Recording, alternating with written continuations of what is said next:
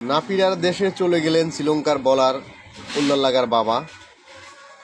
সব অনেকে মনে করেন যে ছেলের এক ওভারে 5টি ছক্কা এটা হজম করতে পারে না উল্লাল্লাগার বাবা, এবং সেই সময় হার্ট অ্যাটাক করে মৃত্যু কোলে ঢুলে পড়েন এবং পৃথিবীর মায়া ত্যাগ করেন উল্লাল্লাগার বাবা। এবং সাথে সাথে ম্যাচ শেষ হওয়ার পরেই তাকে পাঠিয়ে দেওয়া হয়েছে শ্রীলঙ্কাতে, কলম্বোতে। এবং ইন্না লিল্লাহি ওয়া ইন্না ইলাইহি রাজিউন, তার মৃত্যুতে আমরা গভীর শোক প্রকাশ করি এবং তার পরিবারকে ধৈর্য ধারণ করা তৌফিক দেন।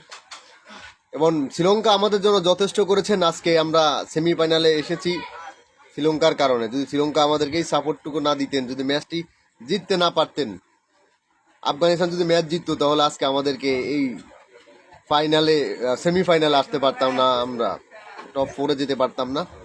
Well done Sri Lanka, congratulation Sri Lanka, অনেক ভালো ক্রিকেট খেলেছেন এবং আমাদেরকে যথেষ্ট পুরা ফুরিয়ে বলবো যে তাদের জিতার কারণে আজ আমরা সেমিফাইনালে স্বপ্ন দেখছি, সেমিফাইনালে এসেছি।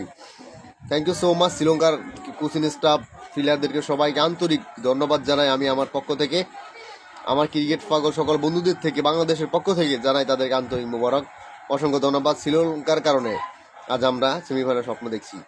একদিন পরে শ্রীলঙ্কার সাথে যদি আমাদের খেলা, সমস্যা নাই, খেলা মাঠে খেলা যাওয়া হবে, তবে শ্রীলঙ্কা নিয়ে আর টোর করা চলবে না, এটা করবো না আমরা। এবং আফগানিস্তানকে একটা কথা বলার আছে যে তারা প্রচুর অহংকার করেছে, এশিয়ার 2 নম্বর দল হিসাবে তারা দাবি করেছেন যে ইন্ডিয়ার পরে তারা এশিয়ার 2য় দল, কিন্তু সেটা প্রমাণ আর হলো না। সেই ব্যর্থতার গল্পে তাদের রয়ে গেল। একটা ম্যাচ মাত্র জিতেছেন হংকং চায়নার সাথে, এরপর আর কোনো ম্যাচে জিততে পারলেন না তারা, এবং তারা বিদায় নিলেন এই আসর থেকে, এশিয়া কাপ 2025 থেকে। এবং 4টি দল থেকে গেলেন, পাকিস্তান, ইন্ডিয়া, বাংলাদেশ, শ্রীলঙ্কা, এবং 4 দেশের লড়াই শুরু হবে। এটা দেখার অপেক্ষা আমরা পুরো জাতি। Thank you so much.